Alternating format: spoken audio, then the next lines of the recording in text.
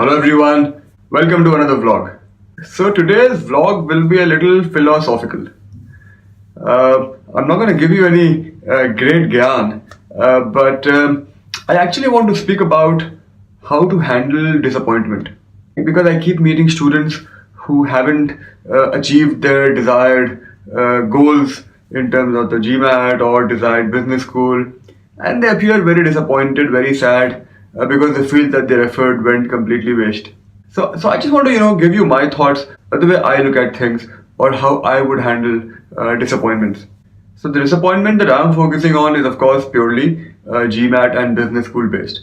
I'm not going into other things like your personal goals and problems and all that, but purely keeping it to GMAT and B school, because I'm not trying to be a shrink over here. So purely keeping it B school and GMAT focused. The disappointment can be at two levels.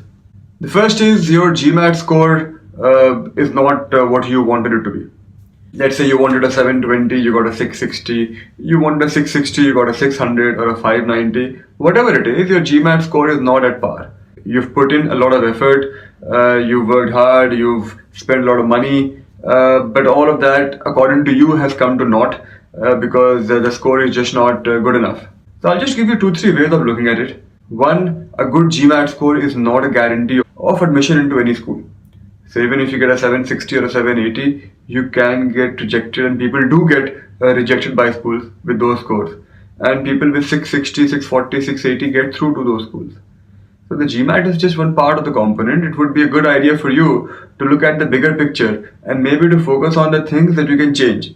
Okay, fine, the GMAT you cannot change, but maybe there are things in your profile, that you can emphasize upon, you can even work upon if you have some time before you apply. You can even decide to apply next year and spend that 1 year strengthening your profile because you feel you can't do much about the GMAT.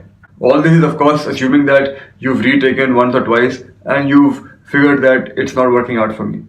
All I'm saying is keep in mind that your goal is not to get a 740 on the GMAT. Your goal is to get into a good business school, your desired business school. So focus on that. GMAT is just one of the steps in the process.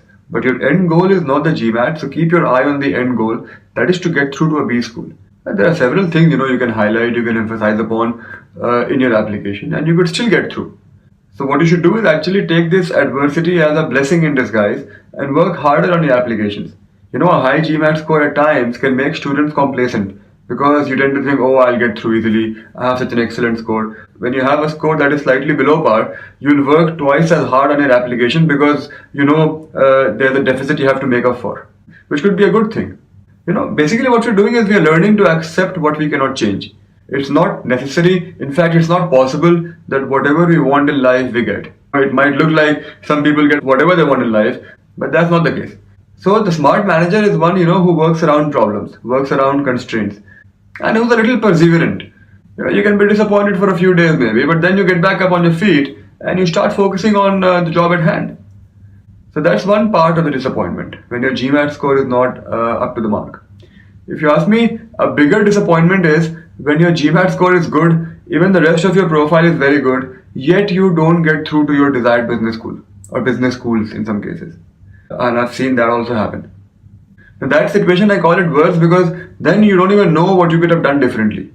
If your GMAT score is low in the first case, and then okay, had I got a higher GMAT, I could have got through to this school. But if you've got a very good profile, everything is good, at least on paper, then you can't even figure out why you did not get through to that particular school. Sometimes the school will give you feedback, sometimes they won't give you feedback. So in all probability, you will never come to know. The point is you should not bother. Because there are so many reasons beyond your control that could have been responsible for you not getting through to that school. You could be from an overrepresented sector, overrepresented country. The outcome might have already taken in 10 or 20 people with the same profile as you, and your application just came up at the wrong time. You were just plain unlucky. There are so many reasons that one can think of, which is why one should not try to think of all that. But again, what one should do is, one should work with what one has.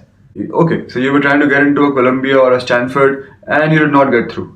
That's not the end of the world. You can apply to slightly lower rank schools. In fact, you should have already applied to slightly lower rank schools. Getting through to a lower rank school might actually be a better thing for you because you see, if you go to a Harvard or a Stanford, it will be very, very competitive because there'll be a lot of people with excellent profiles, very, very intelligent. So then there's a very high probability that you will end up at the bottom of your batch or in the lower percentile of your batch. Whereas if you go to a slightly lower ranked school, you will end up in a higher percentile in your batch. And that affects the kind of jobs you get, the kind of opportunities you get, the way you feel about yourself. So I keep saying it's much better to be at the top of your batch in a slightly lower ranked school than at the bottom of your batch in a higher ranked school. You will always get a better experience and a better job in the first case. So that's still there for you. If you have a good GMAT, in fact, you can even get a good scholarship from slightly lower ranked schools. So leverage all that now, focus on that. See, most of the companies that go to the top 20 schools will be the same. So there will be only a handful of companies which only go to the top schools and which may not visit your school. But that's okay. That's a trade-off one can live with.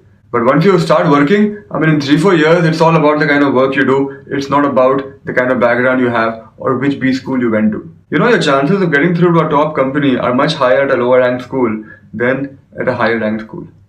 If you want to get into a McKinsey and you apply from, let's say, INSEAD, it will be very, very competitive because there will be so many good people around you. But let's say if you apply to McKinsey from an HEC or an IE or an IESE, your chances of getting through will be higher because there won't be so much competition around you. Yeah, agreed, your pay packet would be slightly lower, but in 2-3 years time, it will all even out based on how you've performed in the company. Everything evens out. In fact, I've seen people from lower ranked schools do better at times, get better salaries 3-4 years down the line than people from higher ranked schools. See, eventually your work speaks for itself. Companies are not idiots that they'll keep paying you good money even if your performance is not as good as somebody else's who went to maybe a lower ranked school. If I speak more generally, the point is you must keep things in perspective. Sometimes we end up focusing so much, on the task at hand, or we put so much importance to the GMAT or to the B school decision that when it doesn't materialize, one feels, now what is the purpose of my life? Why am I here? What am I doing here? But all that is rubbish. People who have not done their MBAs are doing very, very well in life, and some people who have done the MBA are doing hopelessly in life. So it's not like if you don't get the MBA, you have no future or no career. Absolutely not. It's all a mindset thing. It's how you think about it in your head. If you go back to the title of today's vlog, I said how to handle disappointment. I did not say how to handle failure, because the two are very different things. Doing badly on the GMAT or not getting through to your desired business school is hardly a failure if you ask me. It's disappointing because I put in the effort, I did not get the results, and that's normal, that's human. One can cope with it, but don't think of it as a failure. The GMAT is an aptitude test at the end of the day, and some very intelligent people would do very badly on it, and some average people would do very well on it. One last point I'll make, and this is a very practical point, don't wear blinkers. What I mean by that is, be a little flexible. And this is not just for the GMAT or B school, this is for life. I'll give you my own gyan and end at that. I'll give you an example, an observation actually. I'm sure a lot of you would have seen this. So I was sitting in my office and there's a window. The upper part of the window is glass and the lower part is the actual window that can open. And there was this fly. The fly was trying to get out from the upper part of the window and it kept banging its head against the glass on and on and on. If it just, came down a little or stepped back a little, it could easily fly out from the lower part.